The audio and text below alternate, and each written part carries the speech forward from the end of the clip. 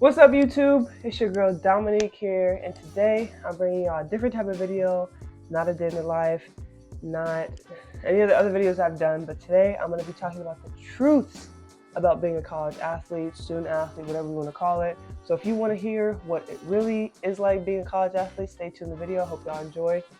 Peace.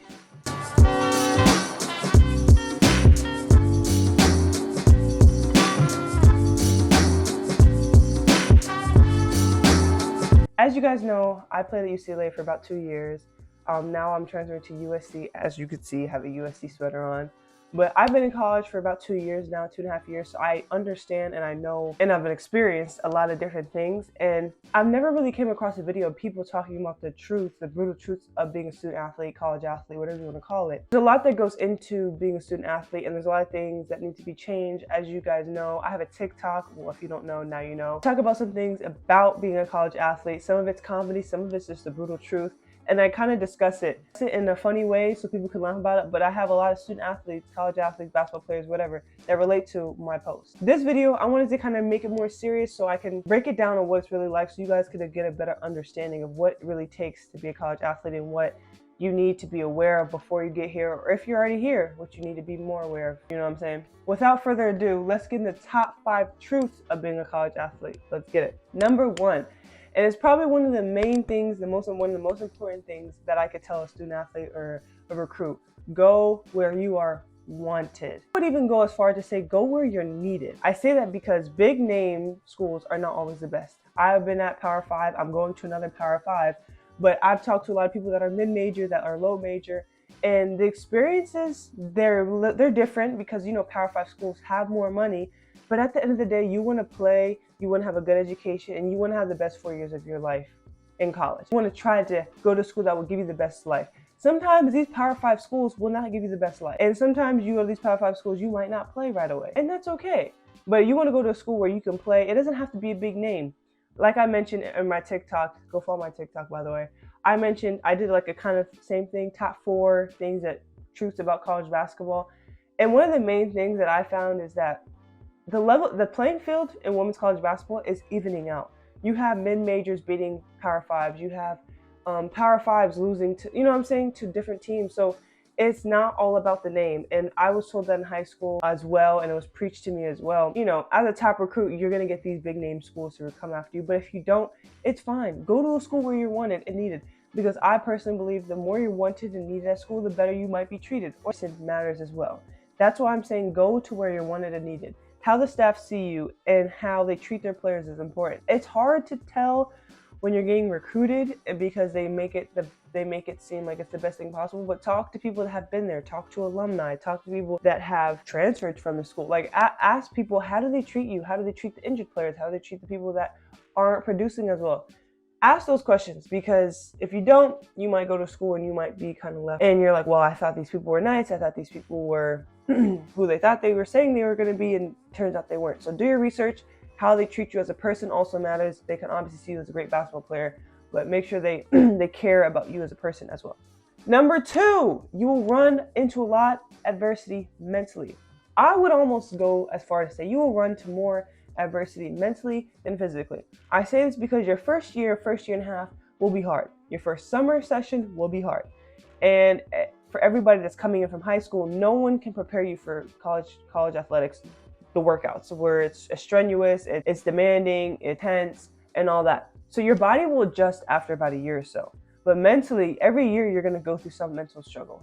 Rather the coaches are going to put you through some adversity. Rather you're going to have scuffles with the coaches, and that puts you through some adversity. Rather you're not performing well, and that puts you through some adversity mentally. So you will have challenges like you never had before. In high school, it's easier, you know, like you're the main player on the team. You got a coaching staff that's playing you all the time. But in college, it's a whole different ball game. It's not, okay, we just going to play 30, 40 minutes. No, like you got to earn that 30, 40 minutes all the time in practice, you know? So it's different. Coaches play mind games. That's just the truth of the game. They play mind games. It sucks. And like I mentioned in my TikTok, follow my TikTok, like I said, it's a game within a game. And I say this because it depends on the situation you're in, but playing the game is important. Now, I'm not going to get it twisted. If you don't want to kiss butt, don't kiss butt. Don't start changing who you are to get PT, because that's the worst thing you could do for a team, because People gonna read that out like, bro, what? Like, why are you doing that? You have to play the game. Work as hard as you can. Be a good person. Be nice to the staff. Do what you got to do. Take care of your academics. Have conversations with the coaches if you need it. Play the game. Ask extra questions. Find out what you can do better as a person, as a player, to help you get on the court. Like I mentioned in my TikTok, go ahead, follow my TikTok because I'm promoting my TikTok a lot. I'm trying to grow on that. But you want to do as much as you can that is in your control. Now, there's a lot of things that are out of your control, and those things that, hey, you can't do nothing about it. But things that are under your control, you want to take care of those as much as possible. So you give yourself the best chance to play, give yourself the best chance to perform well, you give the best chance to have the coaches trust in you, whatever. And working hard will not always pay off. And that's a sad truth. You put as much work in, you perform, you might have the best numbers on the team, but that does not mean that you will play. And that's the sad truth about college basketball. It don't make no sense, but that's just the truth. You will have people that will play over you that maybe are not performing as well, maybe don't have the best numbers, but they will play because whatever the coach sees in them, they want them to play. And that's just the truth of college basketball. It sucks. That's why I'm saying go to a school where you're wanted, go to a school where you're needed, and go to a school where you'll be maximized to your full potential as a person, as a player, whatever the case may be. If you don't want to shine and you're not trying to go pro, hey, go to a top school, get great education, play your 4 years and get out. Number 3, you need to find a hobby outside of your sports. I say this because, like I said in my second point, that college basketball will bring a lot of adversity, and you're going to need things to distract yourself from all that adversity. Now, people will say, well, I don't have a hobby. Well, girl, you better find one. I found my hobby in creating content, creating YouTube, editing. That stuff takes my mind off of basketball. I could just edit and create a video, and it's under my control, and I can post it. Like, that's my hobby. Your hobby might be drawing, might be painting, might be writing, might be making YouTube videos, might be vlogging. Whatever the case may be, find a hobby, because that's going to help you mentally just be able to escape the hardships of college basketball at some point, because it can be draining, it can be overwhelming a lot. It's just the truth. Find what makes you happy and do it consistently. Do it enough to where you can still be yourself. Number 4, you have to find your own joy. These programs, NCAA, and these coaches are going to snatch your joy up real quick. I'm telling you right now, it's going to be, you're going to feel like you're being treated unfair. You're going to be yelled at in practice every day. You're going to be demanded a high level of performance, intensity, which is what you're going to college for. Don't get it wrong that you're not supposed to go to college and just have an easy way. Like, no, there's supposed to be some adversity. It helps you grow. It helps you get better.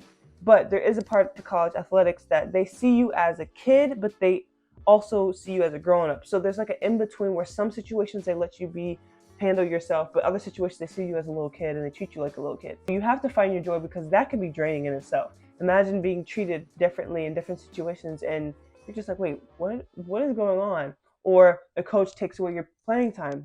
That could be a situation that takes away your joy. There's so many things that can go wrong or that can happen in college that are going to take away your happiness and your joy, but you got to find a way to keep that joy. That's why it's so important to have a hobby outside of basketball, outside of your sport, because you need something to keep your mind off of things. Always ask yourself, what is my main goal and what am I striving for that day? It just happens over and over again, and it gets repetitive, right? That means you have to write it down on the wall and have it big enough to where you can see it, because you're going to lose your focus during the season, during workouts, whatever. It's hard to keep your mind on the main thing all the time.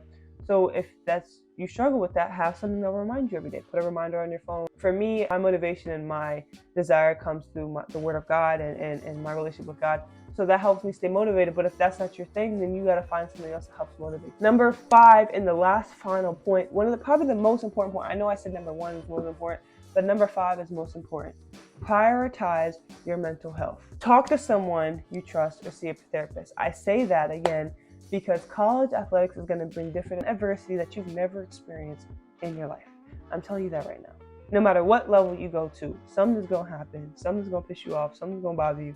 Something's going to get you down. Something's going to get you sad. That's the struggle of college. And you're going to need to talk to someone about your mental health. You're going to want to prioritize that. That's why I had point 4. Point 3 is so important with find your joy and have a hobby, because those things are what I was taught when I was seeing my therapist, that those things help you in the long run. Like having little things that you can look forward to outside of your sport, outside of academics, that you can look forward to that'll bring you joy and happiness are important. They're like major for you being able to stay sane mentally through college. You're not wrong for going through these things. I think there's every college athlete can admit that they've been through some type of mental, physical, emotional adversity, whether they admit it or not. But more athletes that I know, they admit to having struggles mentally, emotionally, getting depressed, being sad. Like, that's why I'm making this video, is because things need to change. There's no reason why a majority of these college athletes should be depressed in their sport. Like, this is a game that we love to play. This is a sport that these sports that we've been playing since we were little.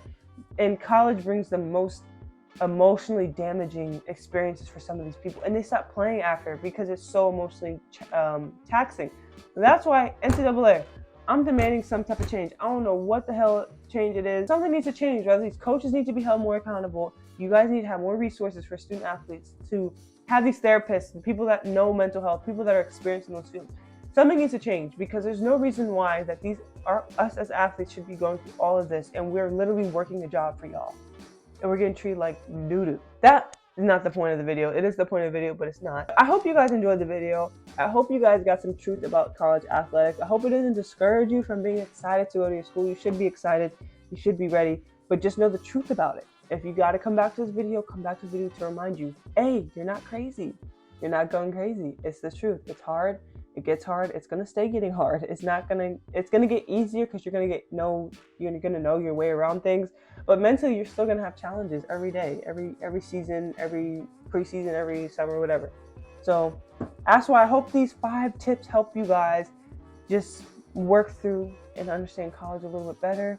I love you guys. You guys got this. We got this. We doing the right thing. We on the right path. So I hope you guys enjoyed this video. I hope you guys tune in to my other videos. I transferred, and my day in the lives or whatever. Hope you guys like my other video. I'm gonna see y'all next video. I hope you guys enjoyed. Peace out. Fight on, baby. Bye.